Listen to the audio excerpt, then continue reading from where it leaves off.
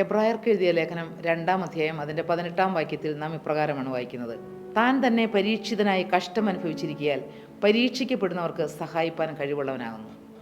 കർത്താവായ യേശുക്രിസ്തുവിനെ കുറിച്ചാണ് ഇവിടെ പറഞ്ഞിരിക്കുന്നത്.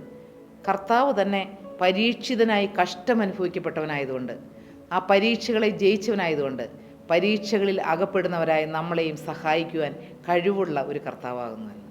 അതെ, നാം ഒരുപക്ഷെ പലവിധമായ പരീക്ഷകളിൽ കൂടിയും പരീക്ഷണങ്ങളിൽ കൂടിയും ഒത്തിരി പ്രതികൂലങ്ങളിൽ കൂടിയും ജീവിതത്തിൻ്റെ പ്രയാസഘട്ടങ്ങളിൽ കൂടിയെല്ലാം കടന്നു പോകേണ്ടി വന്നവരായിരിക്കാം, ഇപ്പോഴും കടന്നു പോകുന്നവരുമായിരിക്കാം.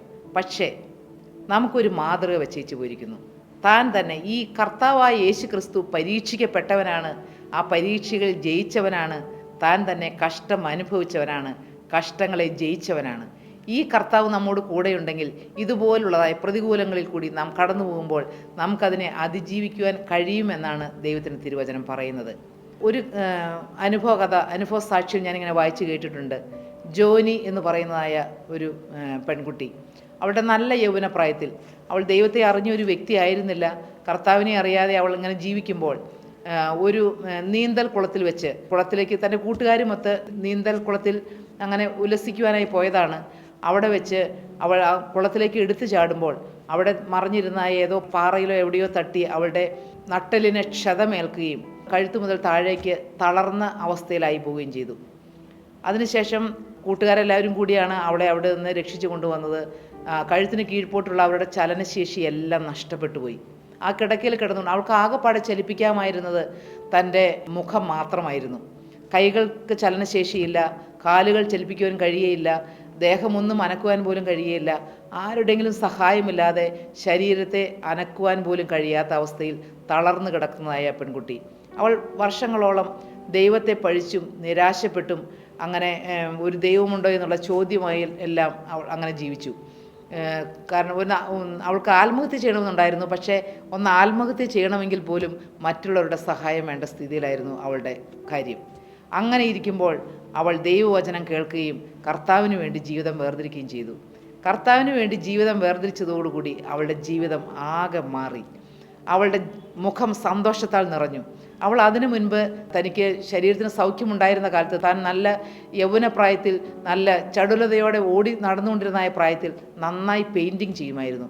നന്നായിട്ട് വരയ്ക്കുവാൻ കഴിവുള്ള ഒരു വ്യക്തിയായിരുന്നു അവൾ. എന്നാൽ തൻ്റെ കൈകൾക്ക് ചലനശേഷിയില്ലാതെയപ്പോൾ അതിനൊന്നും സാധ്യമായിരുന്നില്ല. എന്നാൽ കർത്താവിനെ അറിഞ്ഞതിന് ശേഷം അവൾ വീണ്ടും പലരുടെയും നിർബന്ധപ്രകാരം വീണ്ടും പടം വരയ്ക്കുവാൻ തുടങ്ങി, നല്ല പെയിൻറ്റിങ്ങൾ ചെയ്യാൻ തുടങ്ങി. ആദ്യമെല്ലാം അവൾക്ക് വളരെ പ്രയാസമായിരുന്നു, കാരണം കൈകൾ അനങ്ങുകയില്ലല്ലോ. അവൾ തൻ്റെ പല്ലുകൾക്കിടയിൽ ബ്രഷ് കടിച്ച് പിടിച്ച്, തൻ്റെ ചുണ്ടുകൾ ചേർത്ത് പിടിച്ച്, തൻ്റെ മുഖത്തിന് അഭിമുഖമായി ക്യാൻവാസ് വെച്ച്, അവിടെ പേപ്പർ വെച്ച്, തൻ്റെ പല്ലുകൾ കൊണ്ട് ബ്രഷ് കടിച്ച് പിടിച്ച് ചായത്തിൽ ബ്രഷ് മുക്കി പെയിൻറ്റ് ചെയ്യാൻ തുടങ്ങി. വളരെ മനോഹരമായ ഒരുപാട് പെയിൻറ്റിങ്ങുകൾ അവളുടെ തൂലികയിൽ നിന്നും പുറത്തു വന്നു. വളരെ അത്ഭുതകരമായി പിന്നീട് അവൾ കർത്താവിൻ്റെ ഒരു സാക്ഷിയായി മാറി.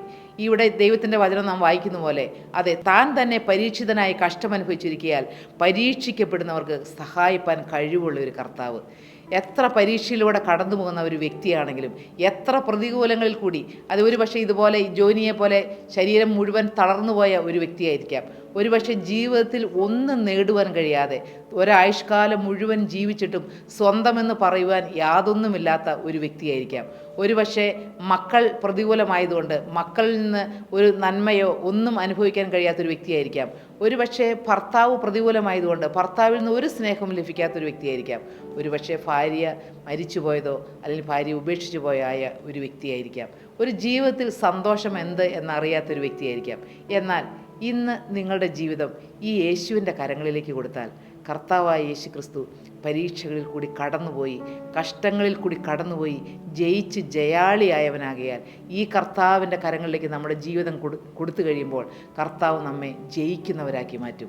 ഏത് പ്രതികൂലങ്ങളെയും അതിജീവിക്കുവാൻ കഴിയുന്നതായ പ്രത്യാശയും പ്രതീക്ഷയും നമ്മുടെ ഹൃദയത്തിൽ തന്നുകൊണ്ട് ജീവിക്കാനുള്ള ആഗ്രഹം തന്ന്, എൻ്റെ യേശുവിന് വേണ്ടി ജീവിക്കണമെന്നുള്ളതായ ഹൃദയത്തിൽ ദാഹം തന്ന് നമ്മെ മുന്നോട്ട് കൊണ്ടുപോകാൻ കഴിവുള്ള കഷ്ടങ്ങളെ ജയിച്ച ജയാളിയായ ഒരു കർത്താവ് ഇന്നും ജീവിക്കുന്നുണ്ട്.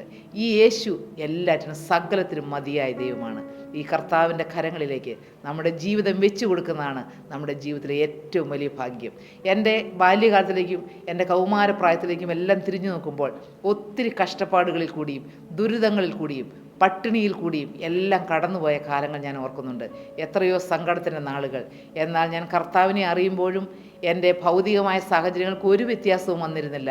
എന്നാൽ അന്ന് യേശുവിന് വേണ്ടി എൻ്റെ ജീവിതം കൊടുത്ത നാളുകളിൽ എൻ്റെ ആകെപ്പാടെ മാറി മറിഞ്ഞത് എനിക്ക് നന്നായി അറിയാം. അവസ്ഥകളെല്ലാം അങ്ങനെ തന്നെ ഇരിക്കുമ്പോഴും എന്നെ ചിരിക്കുവാൻ പഠിപ്പിച്ച ഒരു ദൈവം. എൻ്റെ പ്രിയപ്പെട്ടവരെ, കർത്താവിന് വേണ്ടി ജീവിതം കൊടുത്താൽ അത് രൂപാന്തരത്തിൻ്റെ ജീവിതമാണ്. ഹല്ലേലൂയ. മാനസാന്തരത്തിന് യോഗ്യമായ ഫലം കായ്ക്കുവാൻ കർത്താവ് നമുക്ക് കൃപ തരും. ഈ കഷ്ടങ്ങളെയെല്ലാം അതിജീവിച്ചവൻ ഏത് പ്രതികൂല സാഹചര്യങ്ങളിൽ കൂടി കടന്നുപോയാലും ദൈവവൈതലേ അതിനെയെല്ലാം അതിജീവിക്കുവാൻ വേണ്ടതായ ശക്തിയും ബലവും കൃപയും നിനക്ക് നൽകും. ഈ കർത്താവ് ഇന്നും ജീവിക്കുന്നു. അവൻ മരിച്ചു മൺമറഞ്ഞു പോയൊരു ദൈവമല്ല. ഈ കർത്താവ് മരിച്ചുയർത്തെഴുന്നേറ്റ് ഇന്നും ജയാളിയായി ജീവിക്കുന്നവനാണ്. അവൻ്റെ ഉയർത്തെഴുന്നേൽപ്പിൻ്റെ ശക്തി നമ്മുടെ ജീവിതത്തിൽ വ്യാപരിക്കുന്നുവെങ്കിൽ നാം തളർന്നു പോകേണ്ടി വരികയില്ല. നമ്മെ ഉന്നതികളിൽ മേൽ നടകൊള്ളുമാറാക്കുന്ന ഒരു ശക്തനായ ദൈവമുണ്ട്, ഒരു ശക്തനായ കർത്താവുണ്ട്. പ്രതികൂലങ്ങളെ അതിജീവിക്കുവാൻ മാൻപേടക്കാൽക്ക് തുല്യമായ കാൽ നൽകി അതിൻ്റെ മുകളിൽ നമ്മെ നടക്കുവാൻ, ഗിരികളിൽ നമ്മെ ഓടിക്കുമാറാക്കുവാൻ തക്കവണ്ണം ശക്തീകരിക്കുന്ന നല്ലവനായ ക്രിസ്തുവിൻ്റെ കരങ്ങളിലേക്ക് നമ്മുടെ ജീവിതം ഏൽപ്പിച്ചു കൊടുക്കാം. അതിന് കർത്താവ് സഹായിക്കട്ടെ. ദൈവത്തിരുനാമം മാത്രം മഹത്വപ്പെടുവാനിടയാകട്ടെ.